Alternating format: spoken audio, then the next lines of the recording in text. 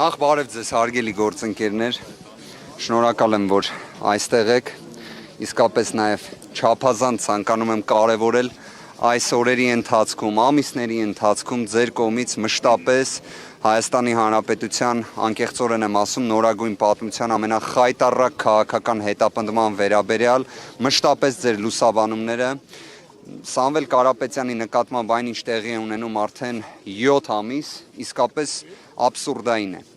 Այս պայդրությամբ արդեն Սամվել Կարապետյանի նկատմամբ կրկին կիրառվեց տնային կալանքը որպես խափանման միջոց, որ պատկերացնեք վերաքննիչ հակակոռուպցիոն դատարանի որոշումը ենթադրում էր կրկին կալանքի ռեժիմը։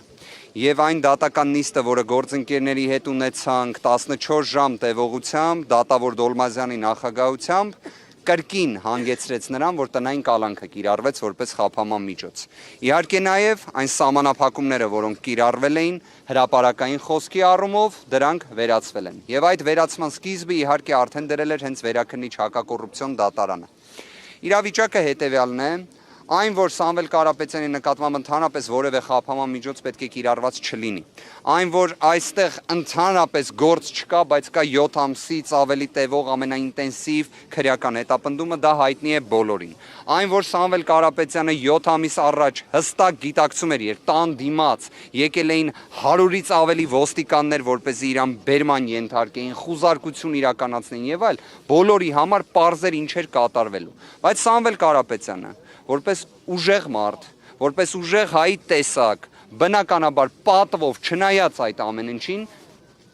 7 ամիս տևող կալանք ունեցավ, որը իդեպ կալանքը եւ տնային կալանքը նույն կալանքն է եւ այն հիմա էլ է շարունակվում։ Իրավիճակը սա է։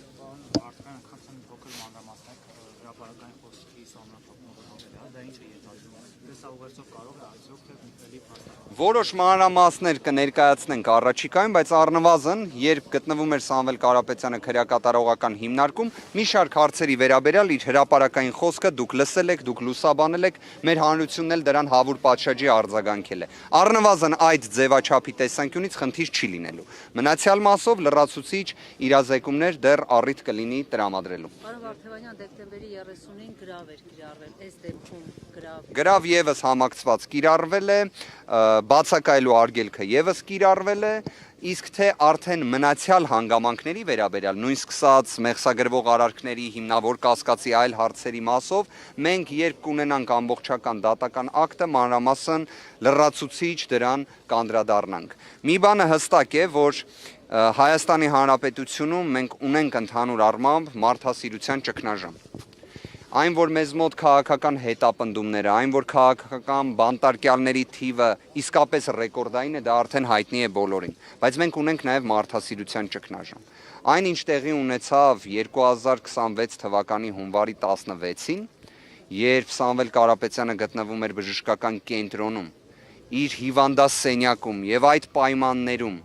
քննիչի եւ դատախազի գործողությունների, ինչպես նաեւ վերաքննիչ հակակոռուպցիոն դատարանի, որը ամբողջությամբ տեղավորվում է քաղաքական հետապնդման այս աբսուրդի մեջ,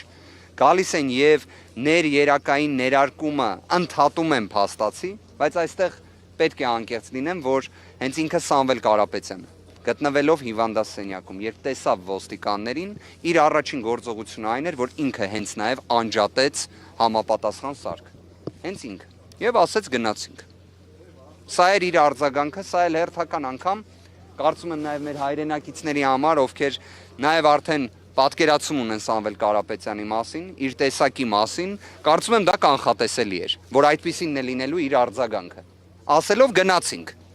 ոչ թե ասելով, թե ընդհանրապես սա ինչ է, իհարկե մենք պաշտպաններով անկեղծ եմ ասում, եթե հնարավորություն ունենանք կցանկանայի, որ այդ տեսարանը ընդհանրապես չտեսնեի կամ հիմա մոռանայի։ Բայց դա է եղել իրականությունը։ Սա է եղել իրավիճակը, որում մենք փաստացի ամեն օր ապրում ենք ու փորձում ենք իրավաբանական գործունեություն իրականացնել։ Սա աբսուրդ էր, հարգելի գործընկերներ։ Սա մարդասիրության ճգնաժամն էր։ Բայց ունենք նաև այն փաստը, որ Սամվել Կարապետյանի տեսակը այդպիսինն է։ Պարոն Վարդևանյան, բողոքարկվեց դեկտեմբերի 30-ի որոշումը, այս դեպքում ինչ սպասելիքներ ունեք, նորից կբողոքարկեն երկամսյա կալանք, այսպես նորից։ Իհարկե ամենայն հավանականությամբ նման զարգացումները սպասելի են, բայց բոլոր դեպքերում կարող եմ մի բան ասել, որ ցանկացած ապօրինություն, նույնիսկ ամենամեծ ապօրինությունը, որը Սամվել Կարապետյանի նկատմամբ տեղի ունեցողն է, ունի սկիզբ եւ ունենում է վերջ։ Եվ վստահաբար իր վերջը ունենալու է։ Այս քաղաքական հետապնդումը ի վերջո դադարեցվելու է։ Այլ հարց, թե դրա բացասական հետևանքները մենք ինչքան ժամանակ ենք տեսնելու։ Մենք ինչքան ժամանակ ենք կրելու։ Մենք ինչպես ենք պատկերացնելու, որ օտար երկրան ներդրողը ուզենա գալ Հայաստանում մի ինչ-որ բիզնես գործունեություն ծավալել։ Երբ իրենք տեսնելու են, որ աշխարհահռչակ մեր հայրենակիցներից մեկը, ով Forbes-ի ցուցակում է, ինչեր է տեղի ունենում իր նկատմամբ, ով Հայաստանի Հանրապետության համար փաստացի բացառապես լավն է արել։ Ես օրինակ իսկապես այս վերջին շրջանում երբ տեսնում էի մի քանի հրապարակում, օրինակ Հեցի հետ կապված, հա, Հեցի գործարքի վերաբերյալ խոսում են մարդիկ, որոնք 2015 թվականին միգուցե դեռևս ուսանող են եղել։ Սամվել Կարապետյանը 2015 թվականին Հեցի սնանկացումից փրկողն է եղել, լինելով այդ ժամանակ էլ Forbes-ի ցուցակում։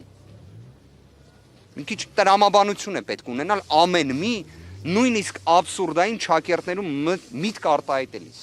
Իսկապես մի քիչ ողջամտություն պետք է ունենալ։